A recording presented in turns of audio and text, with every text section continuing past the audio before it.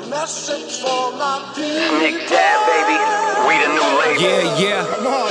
Come on, son. Now this the black sheep sticking it to him. I need a crib like I'm Gatsby. I need it. In hand, just understand my Pockets that deep. with nothing to prove. I ain't got nothing to do. When they can't compete and I got nothing to lose. You see, they told me I'm the one that's gonna benefit. Yes. What's good, everybody? Welcome back to Veterans Minimum, the number one sports betting vibe on the internet, live from the studio here at Wynn Las Vegas.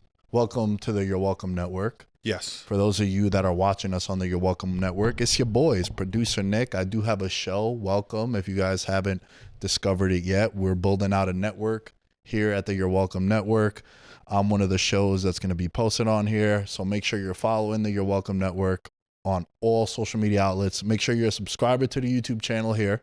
If you're watching this, make sure you're a subscriber to the YouTube channel Veterans Minimum, because Vlog Boys is going to be up there. Yes. Best of, shorts, the whole nine, all things Veterans Minimum are at Veterans Minimum. The man to my left, who's like 4 bottles of water in already. You going through it? Yeah, man. It's just the travel makes you dehydrated. I try to stay on top of it. Okay. I drank so much at the football game on Saturday. I was in Oxford, Mississippi for Arkansas Ole Miss, and I had 6 high noon seltzers, obviously before the third quarter cutoff, and they also had Jello shots that they called slurps. So every time I went up for the high noons, got a slurp. I was feeling myself. I mean, it was an all-time party environment. I highly, highly, highly recommend, if you have the chance to go to an Ole Miss game, mind you, okay, from the nearest airport, which is Memphis, 2.5 hour drive to get to that location. So it's a hidden gem. But on Saturday nights, bro, there's not a better party in Mississippi. And I was hammered. So I'm recouping right now from all the alcohol that was drinking on Saturday.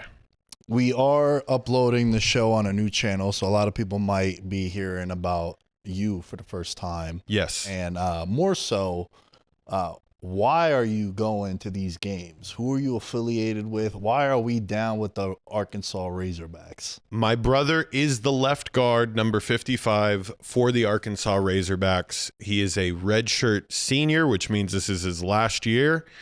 He transferred to Arkansas last year. He was at San Jose State before then.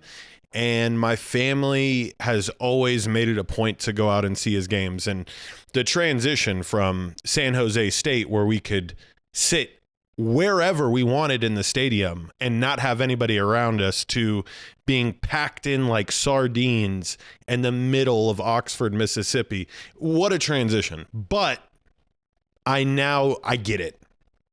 It's like that the light bulb moment, right? You go to an SEC game, you see 70,000 people before the game even starts, right? Like maybe 20 minutes before the game starts, packed. Like if you're not at your seat, you're going to lose out on that extra little shoulder room that you need. And bro, I have the opportunity this year. I'm going to be going, I went obviously to the Ole Miss game, but they play at LSU this year. They play at Texas. And then the one that I'm most looking forward to in 4 weeks is at Tennessee. That one. That's the main op, right? Main op. Everybody in the SEC is a main op. That's what I've realized, is like everybody just calls each other rivals. But as far as toughest stadiums to play, this one's on the list. Like Neyland Stadium. It's going to be checkered out. It's going to be a vibe. And we have a chance. This Arkansas team, Taylon Green, I said it. If you followed VM in the summer before we were on this network, Taylon Green, the quarterback for Arkansas, will win the Heisman. He was at 150 to 1. By the way, people, still at 150 to 1. And everybody, and I mean everybody, is saying he's the best quarterback in the SEC. Wow. I'll take that. Yeah. I'll take that. Now, my question to you, and again, not the biggest college football fan. I know for certain it's because I grew up in New York City, and the biggest university within a 4-hour driving radius is St. John's University, and then like 4.5 hours is Syracuse. Shout out to the Orangemen. But like, I didn't go to a Division I powerhouse, right? So for me, I went to Buffalo State. Shout out to the Bengals, Division III, Elmwood Avenue, the 716. I didn't get the experience, you know what I mean? Like, it wasn't popping where it's 100,000 people. Yeah. And a linebacker goes like this and he has the whole crowd in the palm of his hand. So I didn't get to experience that. So I'm a little jaded. Yes. I have invested, obviously, as a sports bettor in a couple of futures. I have a Penn State future to win the national championship. I have a Texas future to win the national championship.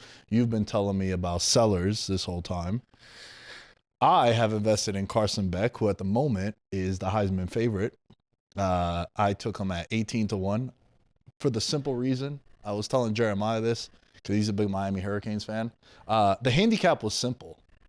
He was dating a white girl.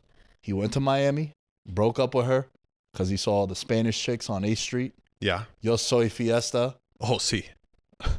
What white guys have been back, and he's an ugly white too.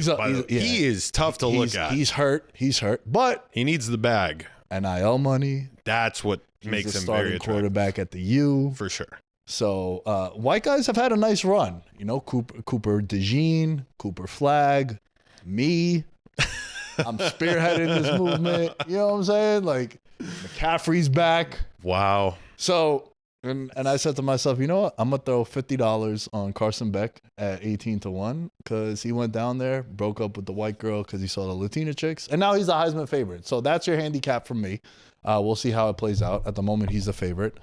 And let's see how it goes. George, I want to ask you. For sure. Because we were talking about getting drunk at the game.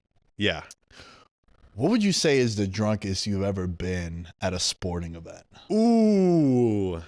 Ah, man, this is a good one. I do like to indulge at Raider games.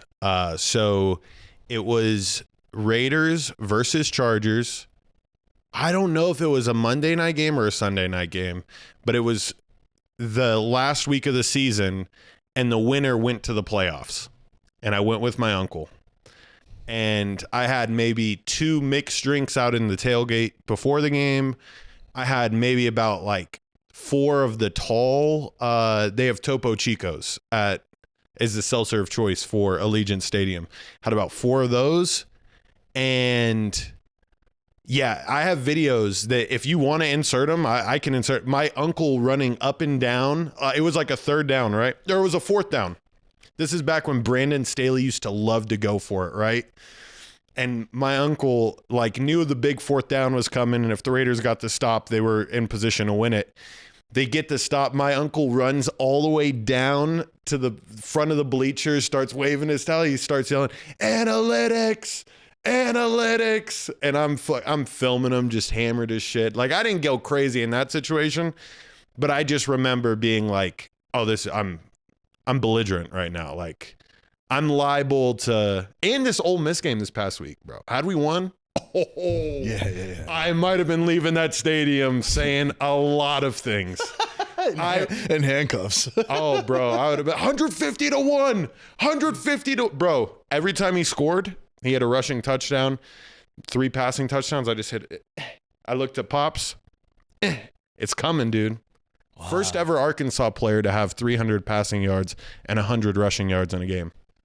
Dang. And this is against the number 17th team in the nation. Now, are they going to have enough wins for him to win it? Of course. This was a blip. This was just, it's a tough place to play. And the SEC, we got lots of tough road games to go. And he played well. This is the legitimate equivalent of the reason why I picked Jalen Hurts to win MVP. Bro, you're going to be on prime time. You're on the road at all these big time stadiums. You slay 3 out of the 4. People are going to be put on notice. Yeah. So, will they have the wins? Of course, Nick. This is a fucking college football playoff team. I'll stand on it.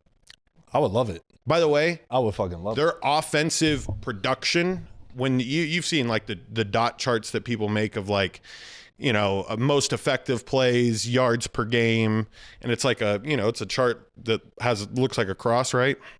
Arkansas is like one of those outlier teams where it's like, this is the best offense in the country. That's why. Fuck yeah, bro. Yeah. I hope, man. So drunkest you've ever been, huh? What about you? Was it a Super Bowl? So I got really drunk in the first half of the Giants-Patriots Super Bowl the second time because I was a little bit older. I was 21. I just turned 21. And no, actually I was 20. I just lied to you. I was turning 21 that year. So it happened in 2012 when the Giants played the Pats in Indianapolis the second time. And I got really, really fucked up. I think I had like 9 of the tall boys, you know, yeah, 24 of course, ounce kind of the Coors Light. You know, I was in college. I was like, oh, give me Coors Light. But anything light, I was in. Max 2 at a time? I was, doubles. Come on now. Yeah, doubles. Hand them to the friend. I'll take 4. Yeah. And I was sitting with my mom. My mom was more excited about Madonna being the halftime show. She's like, "You're gonna vote?" I was like, "We're down at half. We dominated, and they get the ball back." This is when the Pats used to do this shit where like they'd score before half and then get the ball at half. So before you know it, it's a 14-point swing, and then you're fucked. And it had happened like 11 times that season. And I'm like, oh my God, we're gonna lose. So I was wasted, bro. I was really wasted. And then the other time was more recent. It was last summer, bro. When I won the $21,000. I drink in like, cause you know, as you get older, at least for me, I don't drink as much as I used to. I feel like a lot of people once they hit their 30s are like, oh, I don't party like I used to. I still could toss back cold ones with anyone. Like any generation of Nick Dais, I could still slug back cold ones. But, you know, I care more about my appearance. I care more about, like, my physical health and working out and shit. I think I've gotten hungover one time, and it was because I was drinking a lot of, like, you know, white boy wasted kind of shit. Yeah. Beer don't do it to me. I could have a 12-pack right now. I'll be fine. So I drank from noon on Friday until 3 a.m. Sunday morning. Jesus Christ. That was when it was during Copa America. My buddy Chris, shouts to Chris. He's been on the show before. Agent Chris, who I call. He's my agent. To this day, just one of my best friends. And he always looks at all my contracts and shit and everything. Right. So he came out to Vegas and we were going to, it was UFC the next day. And then I had tickets for Brazil, Paraguay. So we link up at the Cosmo at around 12. Colombia was playing at 1 o'clock. I bet Colombia 9-1 to win 3-0. So that hits. I win like $1,100 on that. And then I had that parlayed with Brazil, Paraguay 4-1. And I know some of you listening to this, you've heard it before, but just to piggyback off this conversation about the drunkest you ever been, dude, I was drinking tequila on the rocks. And as it was getting closer that I might hit this bet, I'm tossing back beers. I spent like $600 at Allegiant Stadium. Jesus. Just on drinks. By the way, easy to do. Oh, bro. Fuck yeah, it is. So easy to do. Dude, another time I didn't get as drunk, but I fucked up. I went to T-Mobile for International Fight Week because one of my buddies had an extra ticket. And as a favor, I was just like, I'll buy food and drinks over there. I spent $900. Jesus. I like drinking IPAs and shit, so it's like $62, and then with the tip, it's $70. I had 8 beers, he had 8 beers, and then I ordered food, $1.20. See ya. See ya. So I drank at the game, then we went out to Barry's, I drank over there, then I went to live after, drank over there, woke up the next morning on my friend's couch in his suite at the Cosmo, hit the bar, I was like, I can't let this go. I was like just cracking cold ones. And then we went to UFC and I was drinking. So like, yeah, I think that's the most I ever drank in like a 2-day period. And I did that at 33 years old. That's a bender. That's a bender, bro. That was a bender, bro. Yeah. Wow. Yeah. It was so bad, I didn't even walk Dais on Saturday. I went home, I changed. I was like, buddy, don't worry. I'm not going to hit you. I'm not going to yell at you. Go nuts. Gave him a treaty, fed him, bounced. I was a piece of shit that weekend, bro. Dude, I mean, he figured it out. Listen, you know, he he likes bro. to have his moments too. But I mean, okay, very last thing. I just, this wasn't drinking at a game, but I did do acid the night before I went to a Rose Bowl. That fucked me up. I fell asleep and one of the most, exciting Rose Bowls there's ever been. It was the Baker Mayfield at Oklahoma, Georgia Rose Bowl that went into like triple overtime. I fell asleep from about 6 minutes left in the third quarter till about 6 minutes left in the fourth quarter. That is I wish I had that night back. Mind you, it's a New Year's Eve. New Year's Eve, I do acid. I bring in the year. I'm just like, setting the tone for the new year. Positively, all those great words that those types of chicks like to use, and it ruined me, And even though I was at the game, I wasn't even really at the game. And Baker Mayfield's my boy. So if I ever tell him that story, just be like, hey man, I really regret this, but during one of your best college performances ever, I was asleep because I took acid the night before. That'd be a fun story to tell him. But anyways, getting hammered at sporting events, very fun. Yeah.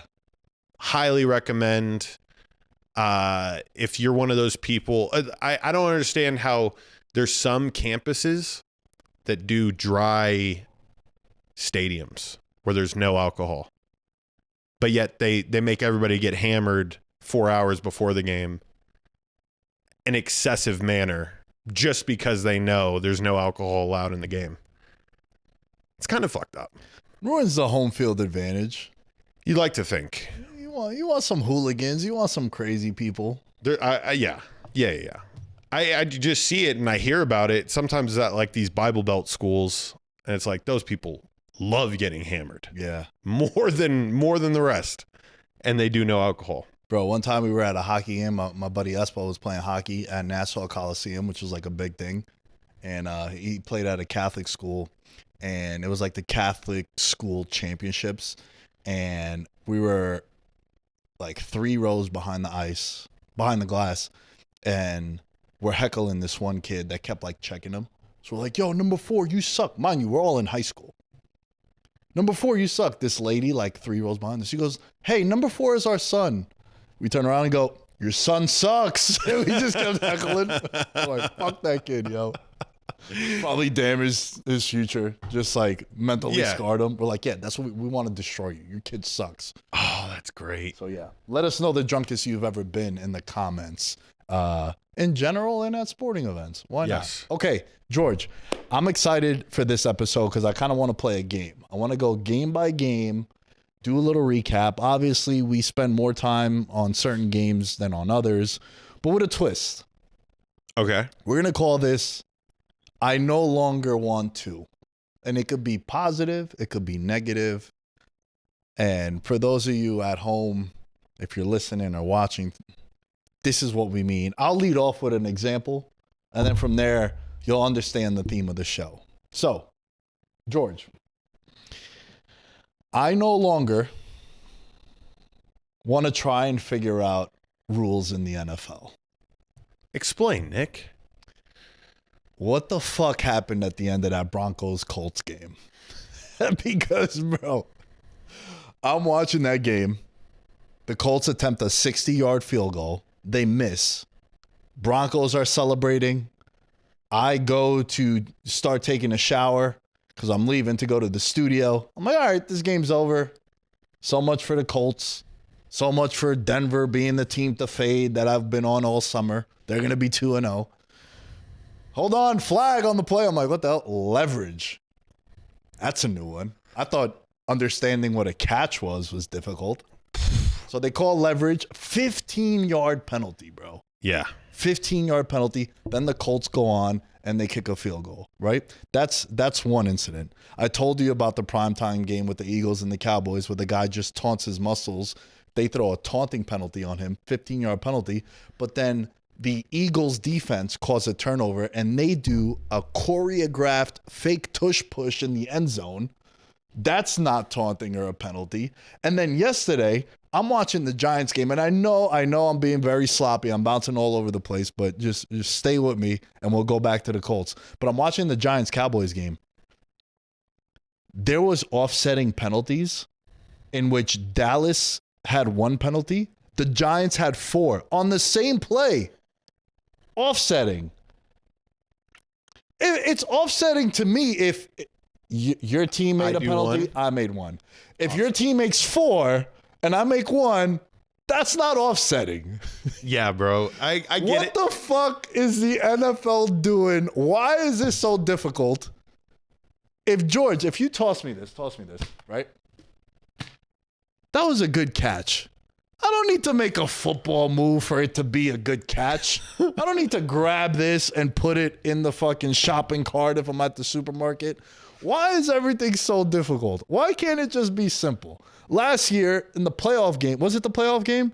But what Eagles game was it where they're like, if the defense jumps off sides, it was the Commanders. It was the I know it was the Commanders, but I wasn't sure if it was a regular season or the playoff game. It was a playoff game. The referee's like, if the Commanders jump off sides again, we're gonna reward the Eagles a touchdown. So who the fuck gets credit for that? Right.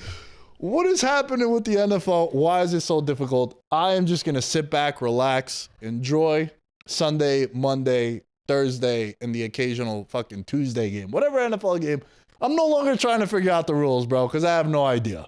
By the way, all these people that will come out and say that all these games aren't rigged and like, look at the stats, like the referees statistically will call an equal amount of penalties for one team and the other team. Like it usually balances out. And I'm always in the camp of thinking like, no, it's not.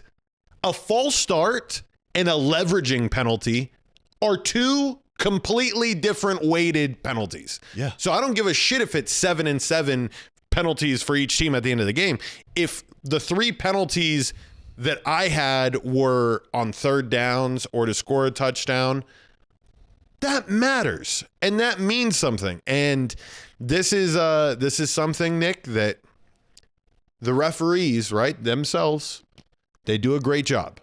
They get that number to be even, right? But they save these most important penalties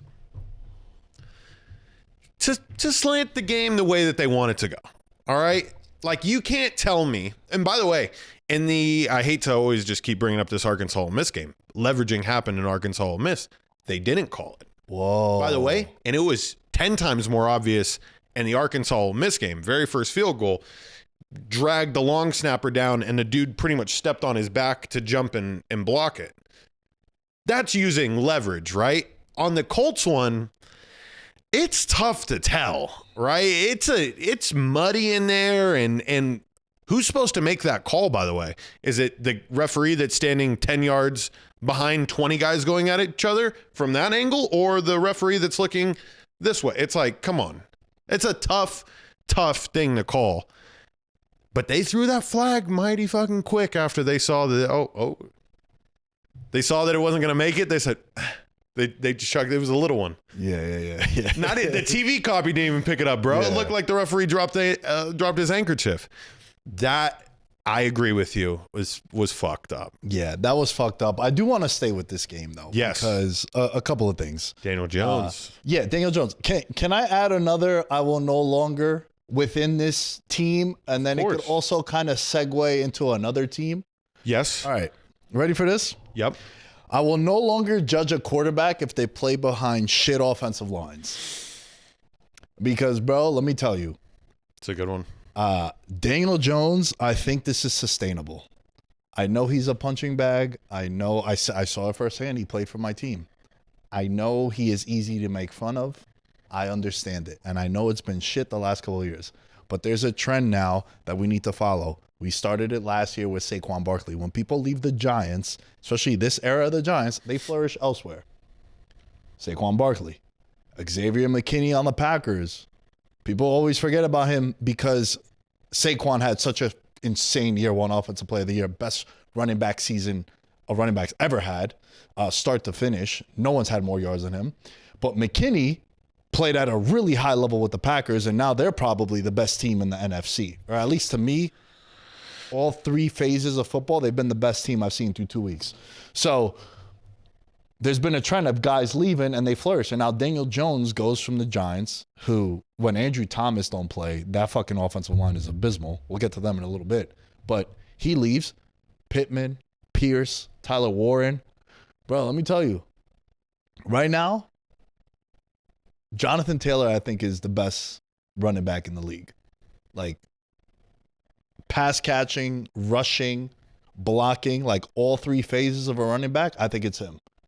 And he is on fire. He had a monster game yesterday. And mind you, maybe last week you're like, yo, Miami sucks. They're going through it. But they did this to Denver, who consensus people feel like is one of the best defenses in the league. Patrick Surtain yesterday, they fucking picked on him like he was a bum. And I know he got banged up in like the second half. Right. But they were like, yo, 3rd and 6, where Pat at? Alec Pierce, first down. Pittman, first down. Downs down the field. You're like, whoa, Tyler Warren has been incredible. And it goes back to what I felt like is the best way to build a roster. Find a quarterback, protect them, go after theirs. And if you don't have it in that order, you're going to be in trouble. And the Colts have a really, really solid foundation, have a really good offensive line. And dude, listen, man, you look at their schedule, you look at the division. At the time that we're filming, the Texans and Bucks game is going on, so we don't know what that outcome is going to be. But the Colts are 2-0. Like I said, the division, your hot take was that they were going to be the 1 seed. I wish you fucking bet it. That was like, what, 45-1 for them to be the 1 seed? Yeah. And controlled environment, they play indoors. Steichen now is the favorite to be coach of the year. And your comeback player of the year, we give it out at 31-1. It's 12-1 now. Yep. So, man, I'm no longer judging quarterbacks. If you play behind a shit offensive line, I got to give you a pass, bro. I got to give you a pass. That's how I feel about it. I love it. I feel like to play into the game, I no longer want to hear people talking about Charlie Irsay Gordon, the new owner and CEO, being on the sidelines and everyone being like, oh, like, know your place. It's like, bitch, she owns the fucking team. And she's been a part of the franchise since 2004. So not only is she familiar with everything in the organization, but she's finally given the opportunity to do what an owner and GM does, and everybody's shitting on her. Now, mind you, not everybody. There's a lot of people that are praising the fact that, she's a woman in sports, putting herself out there. She sticks out like a sore thumb. You see a fancy dress, those ugly ass headphones that she wears, and a chick with a clipboard like on the sideline, and she's not a reporter. It's going to stick out. Yeah. 2-0 though. So I need everybody just to pipe down just a little bit with her. By the way, hyphenating the last name, power move. Power move? Power move. You for it? I'm for it in this situation. I'm for it. She's got like that Kardashian tie. It would have been Kardashian West. Type of situation where she's more powerful. Yeah. But anyways, that was my, I no longer want to hear anything about her. Great girl, but she is married. But both can be true. Correct. Both could definitely be true. All right, Nick, you went first with the Colts one, so I'm going to start off with the... I knew I threw a lot of different ones into one mix, but yeah, basically the Colts. It's a great premise here. This, I no longer want to. I want to go with the Bengals next because I think this one is going to be glaringly obvious, but I no longer want to watch a snap of Bengals football until Joe Burrow comes back. I can't stand seeing Browning go out there. Obviously, he gets the job done this week, right? It's the Jaguars. Am I going to put him on a pedestal because this is something that he's already done before? I literally remember the game that he played, I think it was Monday Night Football against the Jaguars like 2 years ago. I'm not going to put him on a pedestal because of what he did with the Jaguars. It's an unwatchable brand of football because they got no run game. The offensive line is struggling, and I just can't stand seeing them try to force feed the ball to Jamar Chase and T. Higgins. It's going to be an unwatchable brand of football for the next 3 months. That is my I no longer want to for this game.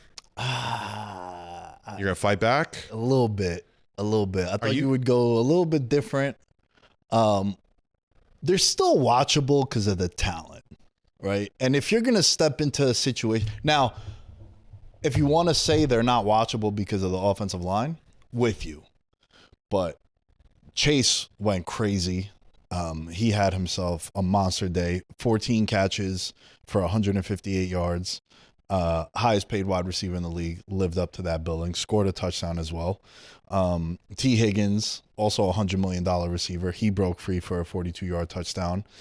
And even Trey Hendrickson, who they paid, gave him a $14 million raise. He had 5 quarterback pressures. And one of the interceptions that they had was because of him. The hurry that he had. I still feel that like they're going to be watchable because of the talent that they have. Now, my I no longer want to is it kind of tied in with the quarterbacks, with the offensive line and the quarterbacks. Can I give you a cross-sport comparison for Joe Burrow? And I know you're not the biggest soccer fan, but people love the Nikola Jokic comp that I made to Josh Allen. Joe Burrow is Neymar. Do you know the soccer player Neymar? Yes. Okay, so Neymar came onto the scenes, guns blazing, like was one of the highest transfers in the world, goes to Barcelona. He wins Champions Leagues, but it was never his team because he had the shadow of Messi. And then he left, he went to PSG in France. And over there, they were trying to build the team around him, but he kept getting injured. But when he would come back, he was fucking electric. And he's like one of the biggest what-ifs honestly, in all of sports. And he's one of those guys that my friends that don't know soccer, they know who Neymar is, right? And, bro, Joe Burrow and him have the same career. Now, Joe Burrow has never won a Super Bowl. Neymar has won, he's won the Champions League, but it hasn't been because of him. He's gotten his team to the Champions League and they lost, like Burrow got them to the Super Bowl. Right. He never won a Ballon d'Or, which is like the best player in the world. But he's always like, it was always Ronaldo, Messi, and then Neymar's right here. Like he's in the next. And what has it been? It's been Lamar, Josh Allen, Patrick Mahomes, and then Burrow's in that combo with those guys. He just don't have the hardware. And I feel like their careers are so similar because injuries are taking them away from us. When they're on the field, they're so electric. And the thing that's so frustrating, and I've seen a lot of people run with this, Joe Burrow is going down the path of Andrew Luck. Now, there's a massive difference because Andrew Luck had T.Y. Hilton and like a bunch of tight ends, right? We talked about Kobe Fleener last week, and T.Y. Hilton, of course, was great in like the last couple of years of Reggie Wayne, whereas he has Chase, he has Higgins. But, man, they are doing a disservice to him. And it makes you wonder. We talked about it with the offensive line. Would you rather pay A+ talented skill players or A+ offensive linemen? What do? The Bengals are a prime example. They paid the 2 receivers. They've done nothing to address the offensive line all these years. And now what happens? You're $250 million quarterback, face of the franchise, absolute alpha male, going to be out for 3 months. For a toe.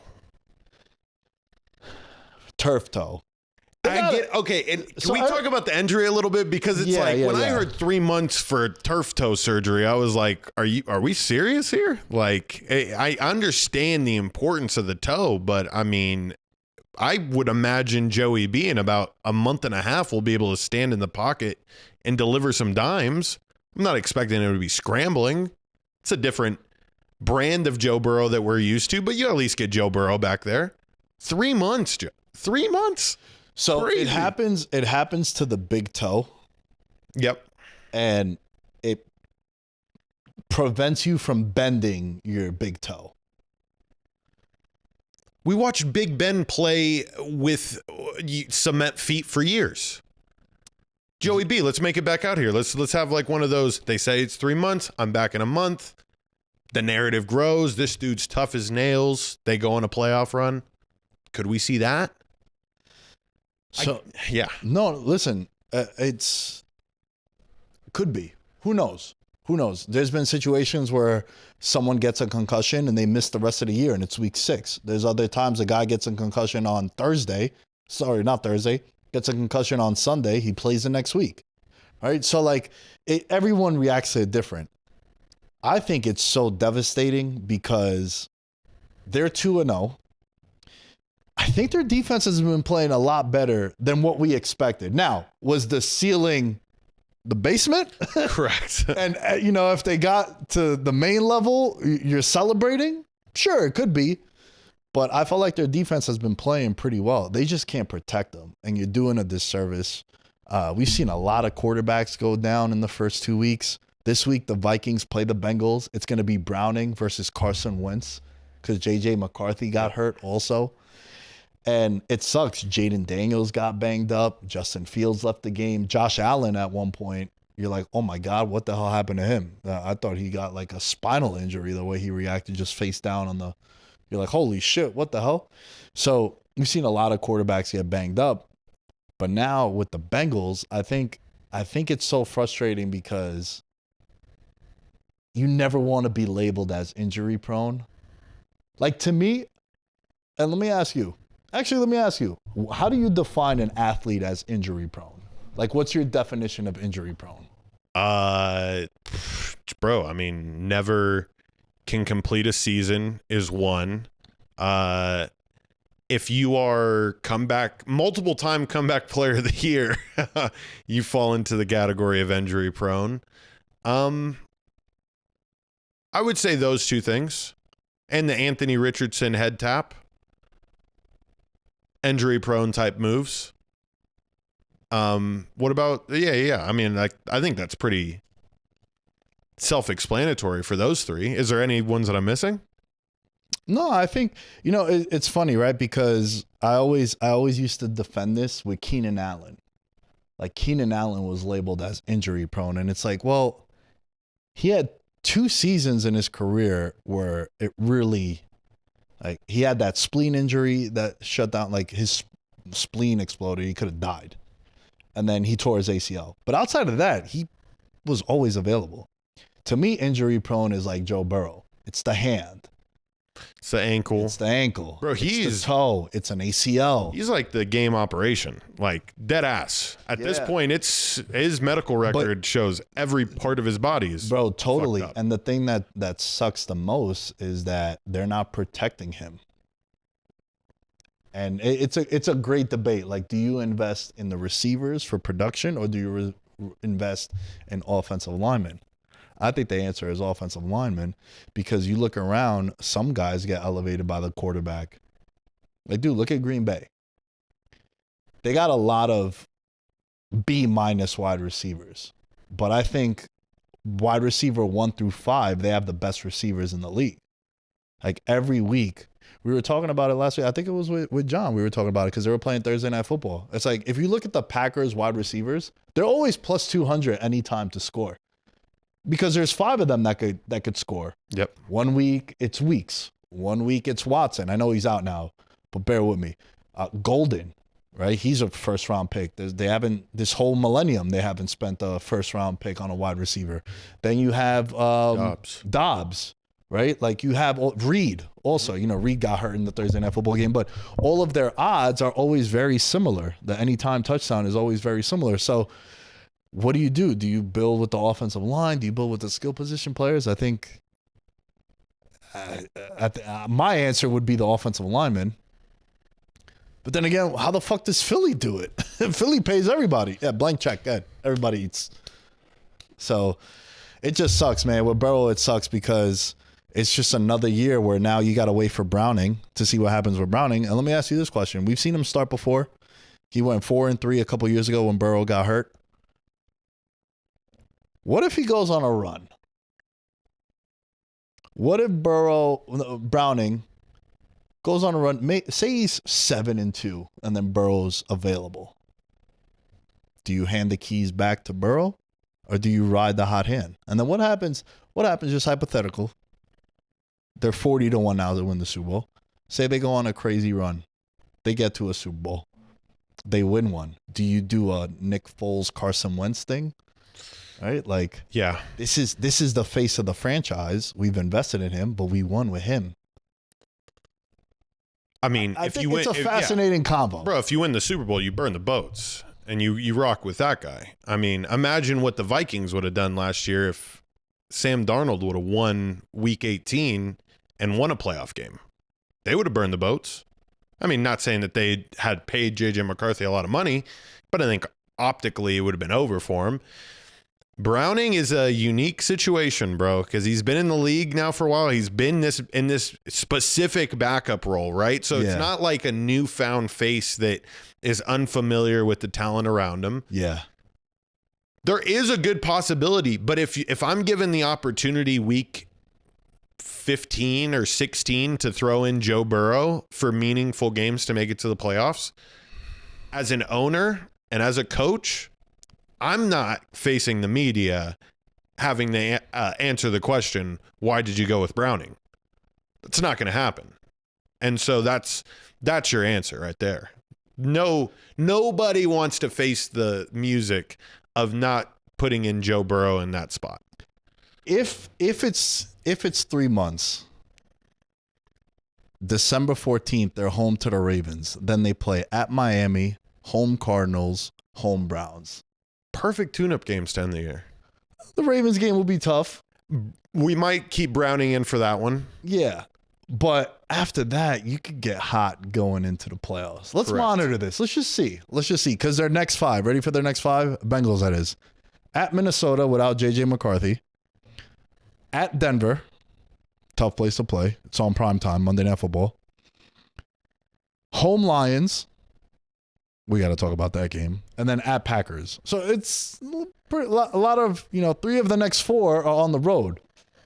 And you get a gift in the sense of this Vikings game because their quarterback is also hurt. So we'll see. I just think it's a fascinating conversation to have. But it sucks. Like if you're Burrow, it's really trash. It's really trash. Yeah. Can I go with another I will no longer? Yeah. Okay. I no longer want to hear the term on paper. Done with it. Fuck that. I don't care how flashy the names are. I don't care what you believe in. I no longer want to hear they're good on paper because I've been hearing about this Giants pass rush and Dak Prescott dropped back 52 times last game. They hit him twice. Best D-line in the league. What the fuck? What is going on? The Giants played the best game they've played in a decade, and I feel no different. I feel worse now than I did last week when they played the Commanders because they aired it out. They were fun. I got what I wanted, bro. I got what I wanted. Haven't I said if you're going to lose, put up 30 and lose? Yeah. But a 60-plus yard field goal where if you look at that last drive, what are we doing as DBs? Why are we playing 15 yards off? You know they only need 15 yards with the new kickoff rule to get to field goal range for this guy. It's like, why are you playing so far back? And then pass rush, hello, you know they're going to throw. You can't get there? Like, Burns, we're giving you 100. Carter, you're this generational pass rusher. You want a number 56. Lawrence Taylor. Thibodeau, you're in a contract year. Dexter Lawrence, I'll give you a pass. You're a defensive tackle. But, man, what is happening? Yeah. DBs can't cover anybody. Can't tackle for shit. Javonte Williams looked like Edgerrin James. I no longer want to hear on paper. Dude, this roster is mad good on paper. No, I don't care. I got to see it. Let me see it. That's a good one. I need to see it because that was really frustrating.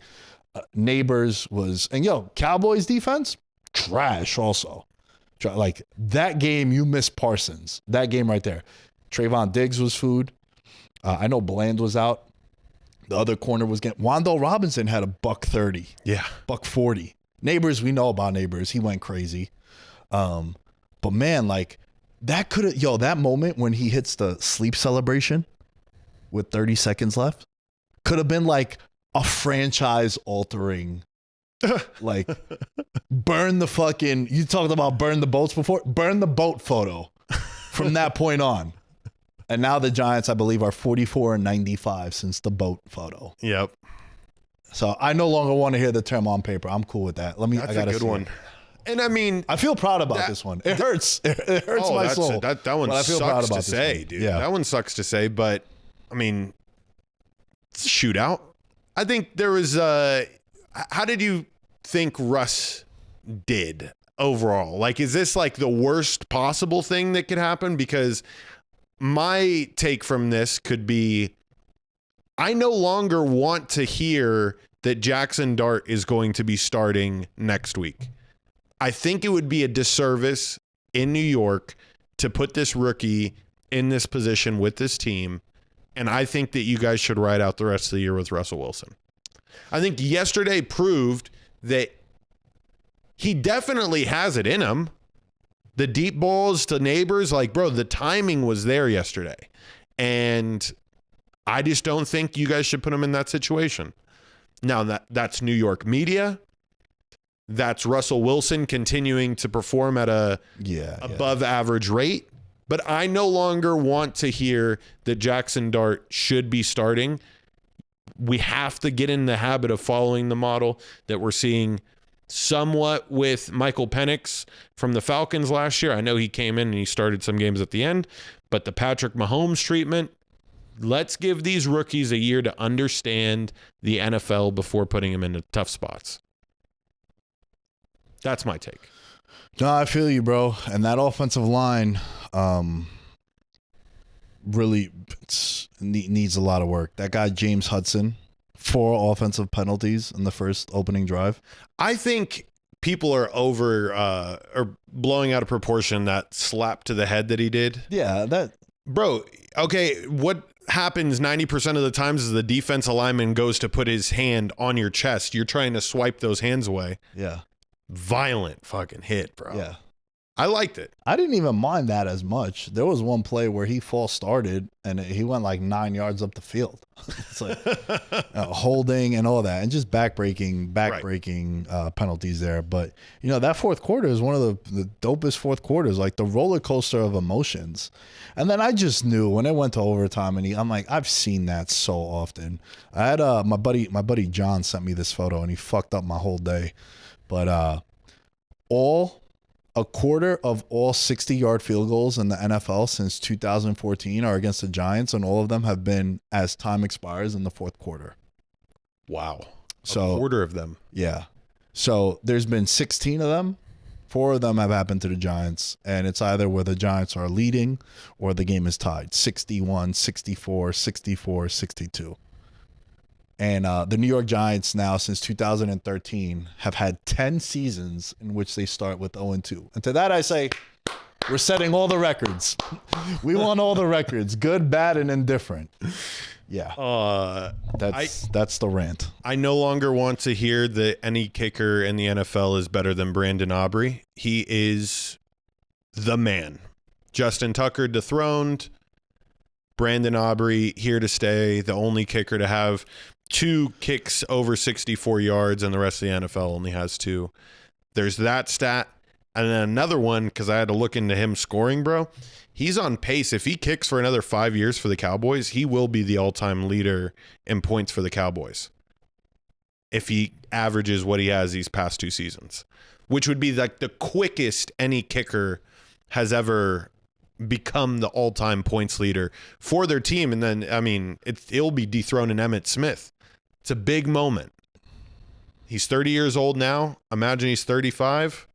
Wins that spot. Cowboy legend. It's the path is laid out for him. So I don't want to hear it. For the next 5 years, it's Brandon Aubrey or nobody else. No, it's hard to argue that. It's hard to argue that. It's such a weapon. Like, it's such a weapon to just have that kicker. Like, I remember Evan McPherson that first year when he was with the Bengals, Butker. We've seen, bro, kickers have altered legacies. Yes. Like, you've had kickers miss field goals and a quarterback threw for 300 yards, 4 touchdowns, and he gets the loss. And then you've had kickers go out there and go 5 for 5, and the quarterback played that like shit, but he got the win on his record. Adam Vinatieri has swung legacies with Brady. Mm-hmm. You just see it all. The Butker, Jake Elliott, like these kickers in big moments, they either fold or they're gold. It's one or the other. And you just see it constantly, bro. How many guys are missing PATs? It's like 38-yard field goals. Listen, bro, when I kicked my kicking coach, Adam Tanowski, he bounced. He played at University of Buffalo, and he played on some practice squads. He would tell me, you're not allowed to miss under 35. He's like, did you hear me? He's like, you're not allowed to, no, listen to me. Under 35, it's embarrassing if you miss. A PAT is 33. Yeah. 33 yards, right? He's like, over 40, I need 90%. Like 40 to 50, I need 90%. Over 50, I need 80. 60, 50-50. He's like, 60 is a bomb. But he's like, you can't. He's like, hey, under 35, we're not missing, right? And that was like drilled in my head, like, don't miss under 35. Like, I remember that to this day. I haven't kicked a football like that in almost a decade. So, but I remember that shit. Like, yo, let's not under 35. Under 35, we're not missing. Okay. Ready for this one? Yes. I no longer want to hear about Jalen Hurts being an elite quarterback. Oh, fuck off. Bro, listen. I have said for about 18 months now that in a big game and in the playoffs, it's him and Mahomes. September through December, he's not a top 10 quarterback. He has yet to throw a touchdown pass. Now, the argument, he does what he needs to do to win. Absolutely. Absolutely. But he has a plethora of weapons. It's a good word. Plethora. Big fan of plethora. Didn't have Dallas Goedert yesterday. However, A.J. Brown, Devontae Smith, they're borderline blocking wide receivers the way they're treated. He didn't throw a ball over 10 yards from the line of scrimmage yesterday. And the one he threw to Devontae Smith, you were like, oh, shit, he aired it out. He had the moment with Chris Jones where Chris Jones was like, you ain't even get over 100 yards. He's like, shut your ass up. We fucking won the game. I'm for that. Now, we didn't get to talk about this over the summer. Cam Newton was right. And people forgot just how good Cam Newton was. Like, Cam Newton was a special talent. Talk about carrying teams. Philly Brown and Jericho Cotchery were his main receivers and went 15-1 with him when he won the MVP. All right, he didn't dive on the football in that moment. Sure. Have I made fun of him for it? Yes. Of course, everyone did, right? But, like, is that one moment going to take away the body of work that he put together? And he got into it with the Jalen Hurts community of, hey, man, he's just not, he struggles to get to 200 yards passing. And it could be, for as good as the Eagles are, they do what they need to do to win. For the talent that they have, they can't be that boring, bro. Like, they are a boring watch when they play the style of play that they play offensively, and they shouldn't. Like, they play how the Giants have played the last couple of years. But it's like, we didn't have no A.J. Brown. We didn't have no Devontae Smith. We had a Saquon Barkley. But we didn't have the talent that these guys have. You have $20 million wide receivers and $15+ million tight ends and a great offensive line. They just play. You know what they play? You ready? They play like they wear 3 condoms. Very missionary football. Yeah. I mean, until proven otherwise, though, bro, like, dethrone them, stop them. Like, and this is, I get exactly what you're saying, because my favorite types of teams to watch in the past that have gone on to do great things, the year the Saints won the Super Bowl, you're talking about a team that was averaging close to 30 points a game. And the offense just seemed to have like we'll establish the run, we'll have our big run plays, but our offense is going deep down the field often. They're lacking that. But I'm giving them a year's worth of kind of getting it together, right, with Kevin Patullo and trying to figure out what the best way to operate this offense is. And I think right now it's just, why show everything? Also, against the Chiefs, too, you're talking about a team that you played in February where you're doing 2 weeks of preparation. There's a lot of things that those two teams already knew about each other going into this matchup. And this was the one game where like the under was like, all right, let's not expect fireworks in this one. These are two teams that are going to play each other extremely tough. So is it not exciting? Yes. I mean, Okay, hear me out, Nick, because I'm struggling with this. Week 1, when these teams have all summer to prepare for that week 1 game, example, the Steelers and Jets last week, where we're like, holy shit, the Steelers and Jets are like legit. Now that they haven't had an entire summer to prepare for that 1 week, we go to week 2 and then we're like, oh, reality check with these two teams. With the Eagles, this is the same shit that they were doing last year. Should I overreact to them not blowing the Cowboys out week 1? Or should I be like, okay, the Cowboys had all summer to prepare. Now you're going against a fucking team that's got the second best or third best odds to win the Super Bowl still, even after being 0-2. That might be wrong. They're probably down to like 4-5, but let's see next week. And let's see if the offense opens up at all. Because if it does stay very run heavy and little to no flow on their RPOs that they have been running, then yeah, I am worried about this MVP ticket. The fact that we're 2 weeks in and I don't have a passing touchdown, there's got to be a stat out there somewhere showing that no quarterback has ever won the MVP after not throwing a touchdown the first 2 weeks. Yeah, there has to be something. And for him to win MVP, they would have to go like 15-2. And it's just that conversation of the face of the league. And it has to be a team record thing, which I also have a problem with, right? To the people that are still in NFL post comments or in comments in general about NFL, and they're like, Lamar Jackson was the MVP last year. He had better stats. You got to pick one, bro. George, have I not been ranting about this shit for 2 years now? You got to pick one. Is it team success or is it stats, and is it a combination of both? Because it can't be all fucking four. It just can't. Because 2 years ago, you know who had better stats than Lamar Jackson and they had the same record? It was Dak Prescott. To me, if I had a vote, and we had the McCaffrey tickets and all that, what did we say? Yo, that, in my opinion, Dak was the MVP. He should have won MVP last year. But what were all the Ravens and Lamar truthers saying? Dude, he had better wins. In big moments, he showed up. Okay, so we're going with wins, right? Yeah, now we're going with wins. Okay, we're going with wins. Yes, we're going with wins. Okay, fine. They played on primetime the 2 games. Yeah, okay, cool. This is the new thing, right? Bet. All right, what happens last year?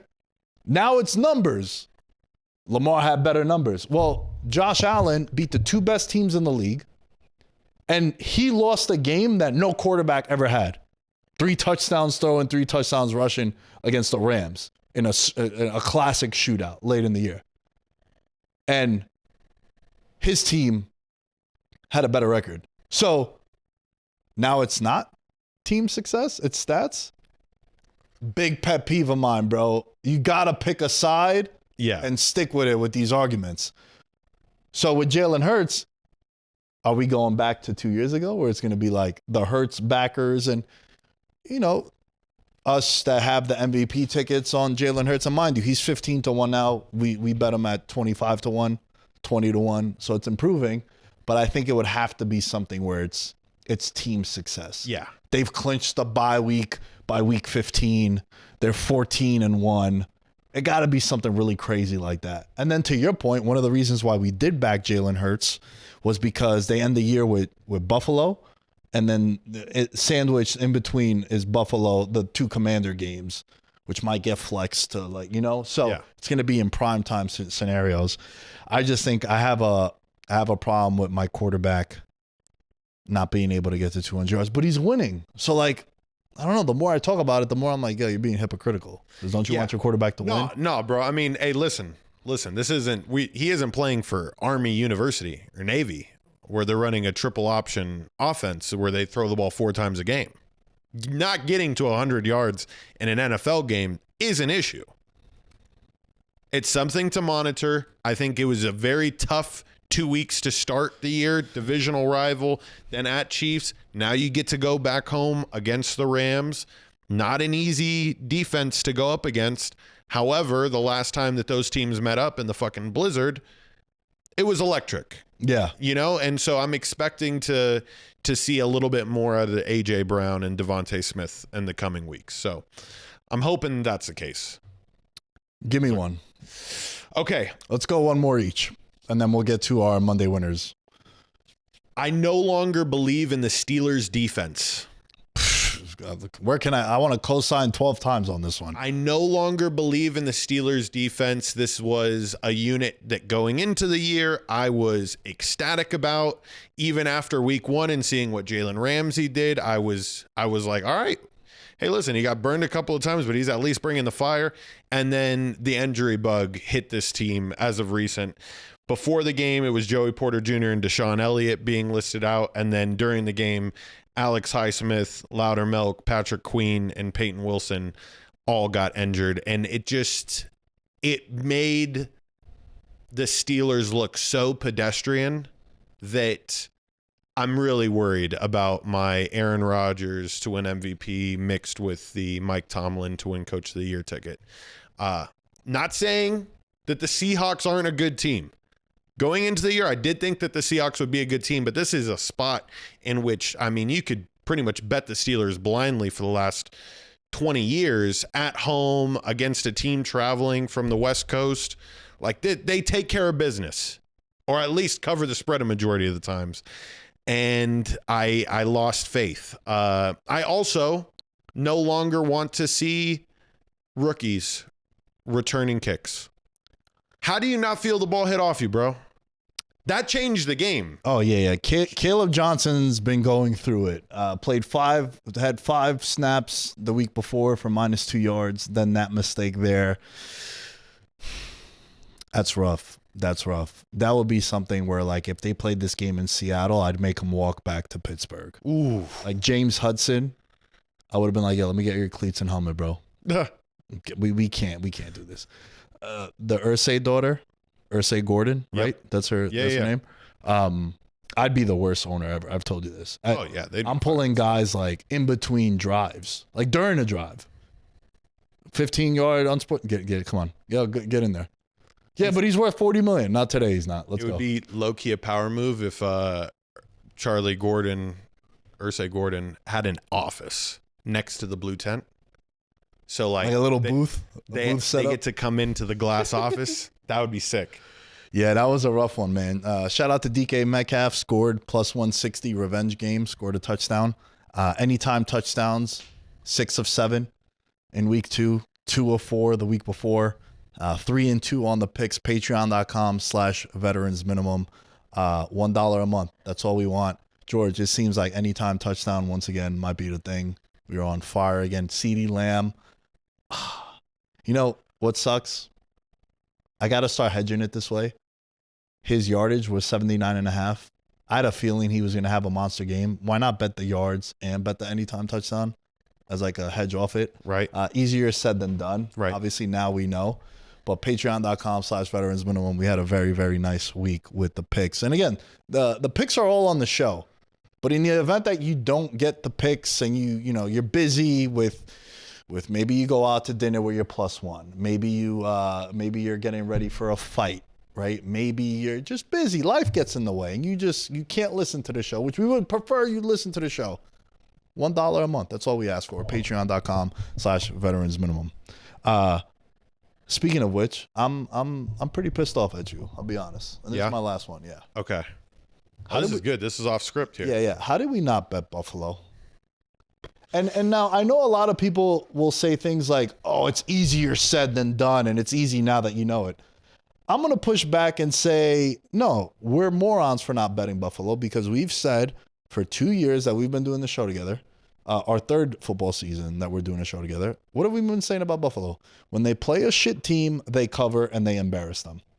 And we got duped. We got duped by Justin Fields and Breece Hall and Garrett Wilson, not knowing that the Steelers' defense was going to be atrocious. We literally always bet that spot with Buffalo. It don't matter if it's in division. We don't care. When they play shit teams, they cover. Yep. Why didn't you like... Well, this goes back to my point where like I cannot believe how I'm struggling after week 1 to not understand that, like, who the fraud teams are. And maybe I shouldn't beat myself up over this, Nick. These teams, like I said, had 3 months to prepare over the summer for one fucking game. They should be really good. Justin Fields should look amazing. He had 3 months to prepare. So I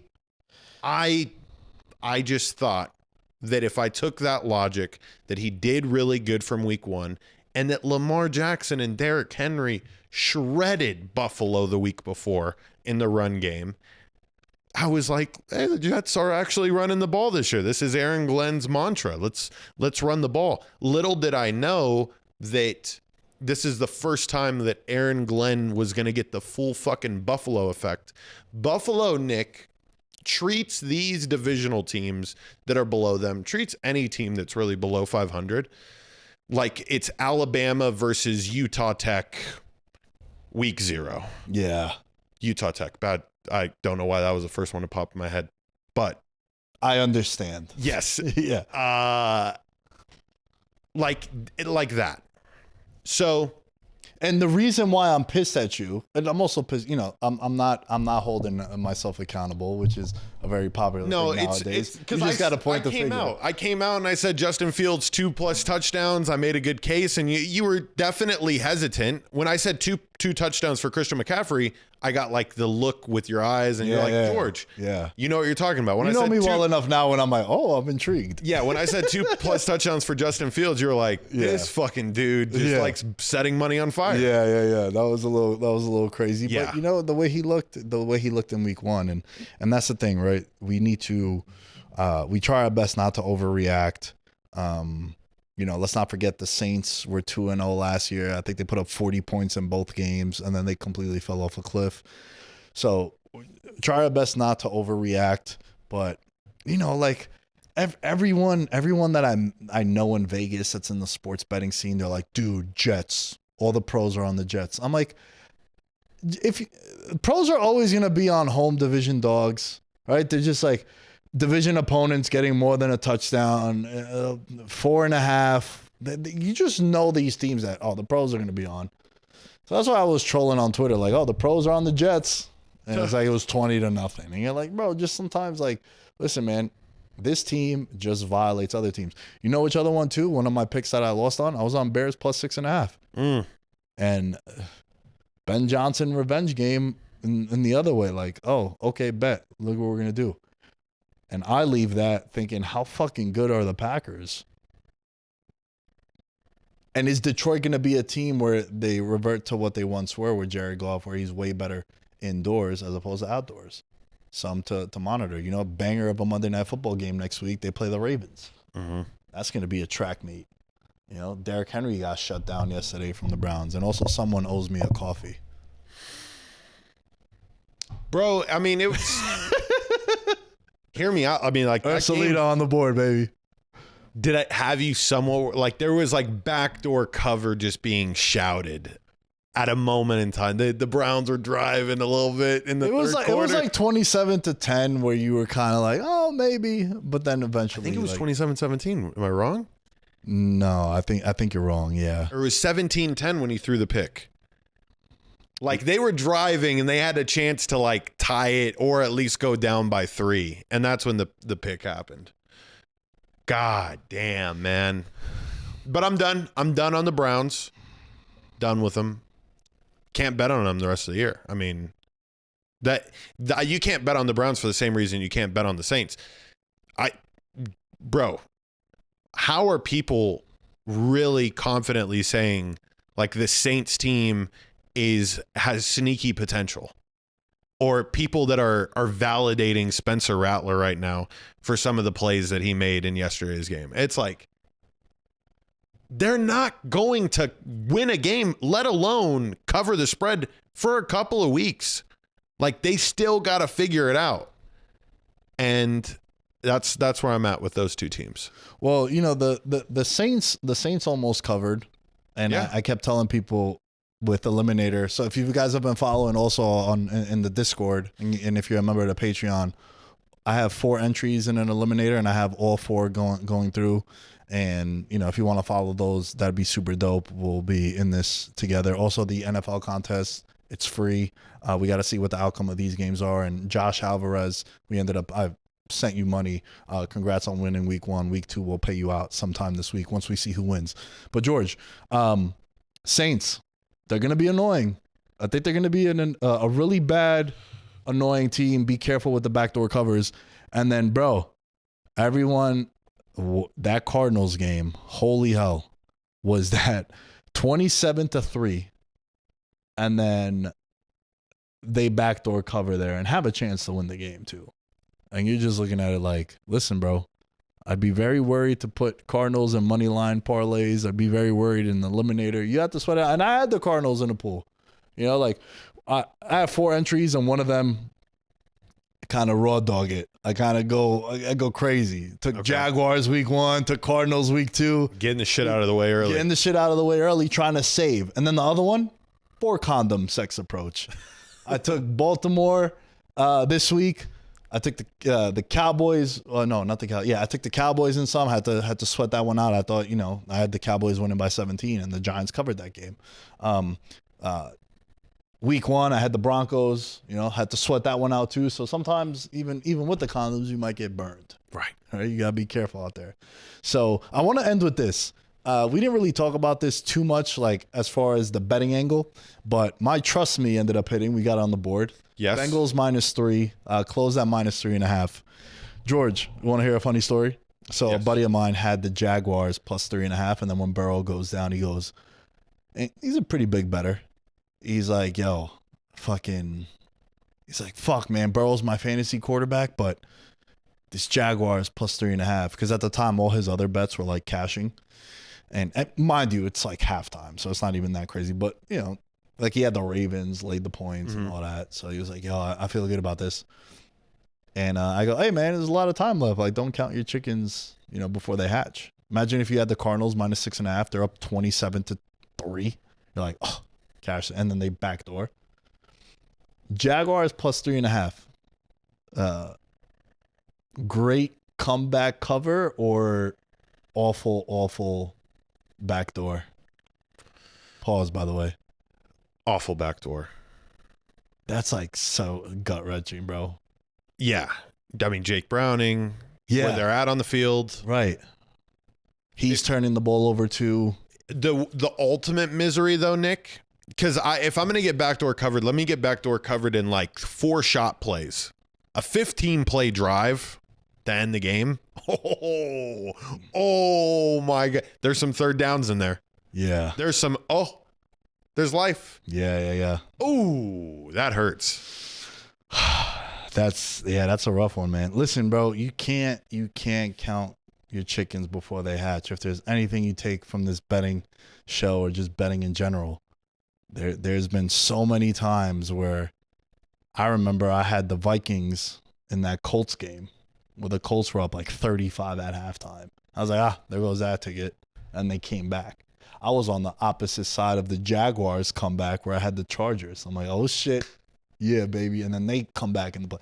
It's really not over until it's over. Yep. Like, you got to be very careful. I told you the worst. I don't know. I remember I did this show with Dave Ross. Shout out to Dave Ross.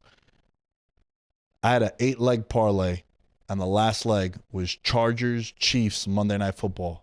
And Phillip Rivers and the Chargers were kneeling the ball, and he fumbled the kneel down, and I lost my ticket.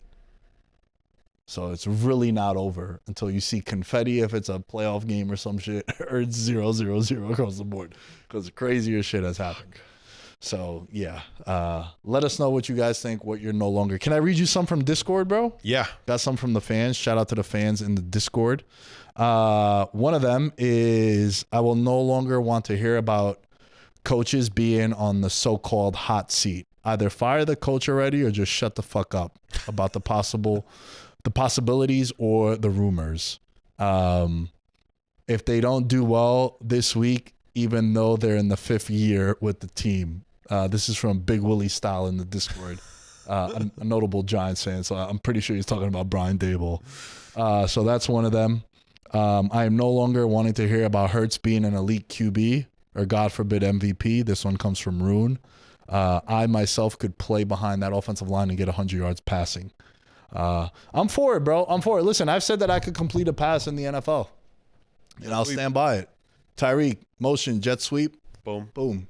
Toss it forward. That's a completion. Y'all could argue with yourselves. And then the last one, I no longer want to hear about players holding out. Your current contract has that year in it. You signed up for it. Play it out. I'm with that. That's a good players one. holding out. Yeah, I'm for it. Okay. Last week, Monday winner was Atlanta plus 3.5. They won outright. So we're 1-0 on the Monday winners. Who did you have? I had 3, and my parlay almost hit, but my main one was the Saints, the 49ers, minus 4.5 at the time. Oh, and you got there. I did. You got there. Okay, so we're both 1-0 on Monday winners. I went 3-2 in the picks. We'll also recap this on the show on Thursday when we come back. I was 1-3-1 last week. This week we hit on Ursulita, got on the board. The toxic one, which again, we're either playing the dog or we're not playing the favorite. We said it was the most wagered public favorite, 82% of the bets. Most trendy pick in Eliminator 2 for the people that wanted to get cute with the Vikings. So that one didn't cover. And boy, what a miracle that trust me was. The Bengals minus 3.5 that got there. Anytime touchdown parlay went 3 of 4. Obviously, we're not going to score it. But if you're a member of the Patreon, you saw the anytime touchdown parlays. The straight bets did really well. Went 6 of 7 on there. George, do you have a Monday winner? Well, yeah, I was going to update the people on my. My bad, my bro. Becky, which was 1-0. I had the 49ers minus 3 at the point in time. It went down later on in the week, so that hit. I had the Vikings with you on the toxic bet. That hit. I had the Colts money line in this economy. That hit. Shout out to Leverage. Trust me. Trust me, I went with the Chiefs. I got duped. Will I ever learn my Patrick Mahomes, Jalen Hurts lesson? Probably not. So I lost that one. So I'm going to be 0-2 for trust me. So don't trust me. And then my Ursula pick, this is the one I lost to you for a coffee. I had Browns plus 11.5. Anytime touchdown has been fucking abysmal for me. Has Mike Evans scored a touchdown yet tonight? No. As we're recording? No. So I'm going to be tailing Nick a little bit this upcoming week. I'm going to try to better predict who I think is going to get a touchdown. Isaac Tesla for the Lions. 2 amazing one-handed catches. I think it's time for him to get in the end zone, so expect to see him this upcoming week. For my Monday winner, though, as I'm scrolling through here, there's something that is going to jump out at me that I should take just based on our conversation from earlier today. This is the Thursday night game, Dolphins-Bills. Bills minus 12. Bro, real quick, I hate to cut you off and do this. I hope you're right. No. I'm not even talking about the game. Mike Evans scored, bro. No. That game is over. I'm pretty sure Houston won. I don't. Did Houston win? No, Tampa Bay won? Yeah. Tampa Bay. Okay. Okay. You hope I'm right. I hope you're right because that first coach fired video on McDaniel is so live. Not back, but somewhat almost there. And it would be fantastic if that comes to fruition. Because if you think I'm not going to go back in the comments and respond, you must be new here. Because I have screenshots, I have saved, and I am ready. I'm for it. I've said this before. Anything you want to say, I'm for it. But you can't have your page private. I got to see into your life, and I got to see what you're about. And you have to be able to allow people to comment back to your response. So with that said, the reason why I cut you off is I hope you're right. Because the Dolphins play Thursday, and then they play week 4 Monday Night Football.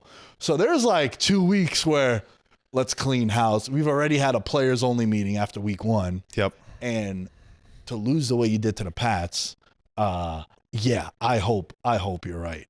I didn't go there, but I hope you're right because that would be fucking fantastic. So you got the Bills minus 12? Bills minus 12 is going to be my Monday winner. Who are you going with? So historically, teams that I think are good when they lose on primetime, I like to back them. Minnesota's not going to have their starting quarterback. He's ruled out, so I'm not going to take Minnesota. Commanders are not going to have their starting quarterback. He's going to be ruled out, Jaden Daniels.